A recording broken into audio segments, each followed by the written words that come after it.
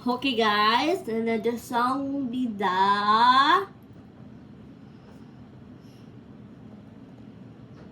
Atang Harap. That is correctly.